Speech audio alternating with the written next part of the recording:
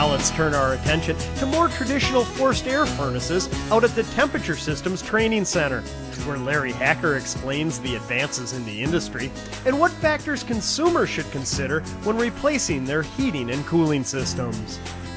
Well, Larry, it seems like only yesterday we were in your training facility talking about 70 and 80% efficient furnaces and how 90% was the top of the line. Really, that's all changed of late. Oh yeah, now 92 really is the bottom of the line all the way up through 98.5 AFU. Well, in this segment what we want to do is speak to the consumer who needs to replace their furnace. What are the different options out there? What are the attributes of each model that we should be considering? And what are the different cost savings associated with each of these?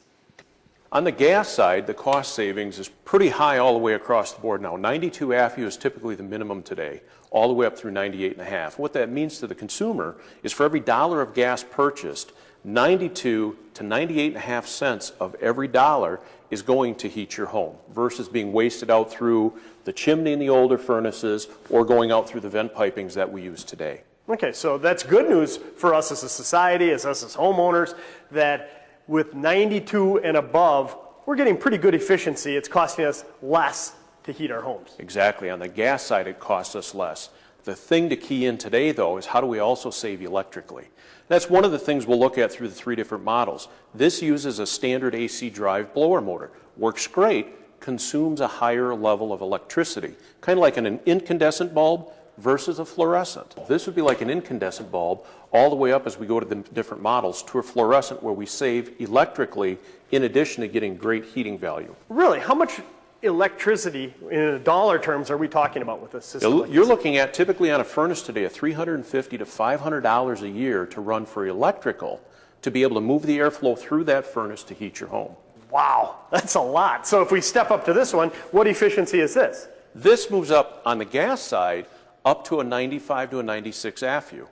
Now what that means is we're up to a 95, 96 cents of every dollar heating your home. Plus, we went in and put in ECM motors, which are like a fluorescent bulb. However, it's DC drive, so it's much more efficient electrically to move that same airflow. Okay, two things. First of all, I assume this costs a little bit more up front? Yeah, 10 to 20% more to be able to get into this style of a furnace. But with that ECM motor, how much are we realizing in savings on an annual basis? Versus looking at something that was $350 to $500, you're going to be somewhere between $50 to $75 a year of electrically. That is a huge savings. Huge savings. Now that's something that a consumer should really take into consideration because this might cost a little bit more up front, but if you're saving $300, $400 a year, it doesn't take long to pay that back. Right. And that's ongoing savings. Ongoing savings, a great return on investment. What about this? Is this the top of the line? Yeah, this would be the top of the line, be able to hit 98.5 AFU. So 98.5 cents of every dollar goes into heat your home gas side. And then electrically, it utilizes the DC drive motors. The nice part about this is it actually self-regulates to the load of the home. So it's going to modulate the gas side from 40% all the way up to 100% as the outdoor temperature drops.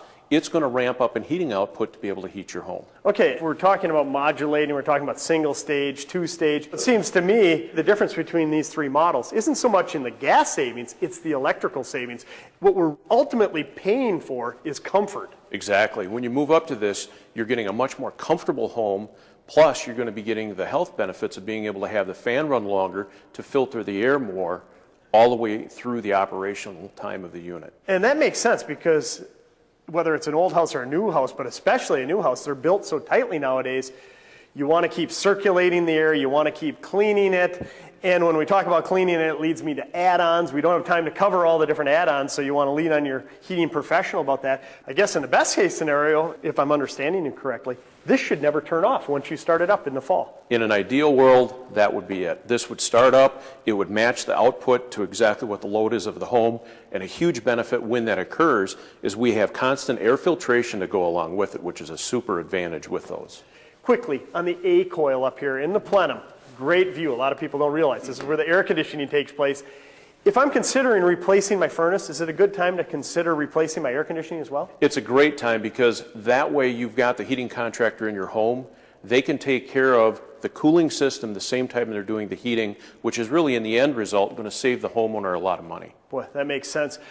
What about efficiency as it nears the end of a life expectancy? I mean, how long does a furnace typically last? Furnaces in our climate are generally lasting between 18 to 22 years. The cooling side is generally 17, which is surprising. We don't run them as often, but they don't last as long. Okay, and as they near the end of it, does the efficiency go down? Yeah, as soon as you really put anything in, you're going to start to see declining efficiency because things do start to get dirty. Even though we have great air filtration, we're going to see dust and dirt collecting on the coils, and that comes back to doing proper maintenance because the longer you run the system, the dirtier it gets, the less efficiency you're going to get out of it. No substitute for professional maintenance, that's for sure. Now, I'm a homeowner. I've done my research. I got 4 estimates. They're all over the board. Do you have any advice on selecting the right contractor for my situation? Yeah, of those 4 estimates, the things I would look at, which one came out and did a full load calculation? Which one cared about your specific needs? Were there areas of the home that didn't heat or cool properly? Did they ask you about, did you do any efficiency or energy upgrades since? More insulation in the attic, new windows, more siding. All of those things tie back to what is really needed for the proper system for your home. So when you lay those 4 out in front of you, who did those things for you? They need to care about your ultimate needs in the end, more than just giving you a furnace price. Yeah, it's important to be an educated consumer, but it seems to me your gut will tell you too, who did all this, who cares about my situation, and as we've said time and time again, those who shop by price don't always get the best value, but those who shop by value always get the best price. It's been great walking through this. I wish we had more time because heating and cooling is such an important aspect of our homes, but the one thing I'm taking away from this is as a consumer, if you spend a little more now and up front, you can reap some huge benefits down the road. Exactly. Thanks a lot for coming on and walking us through these choices. Thank you.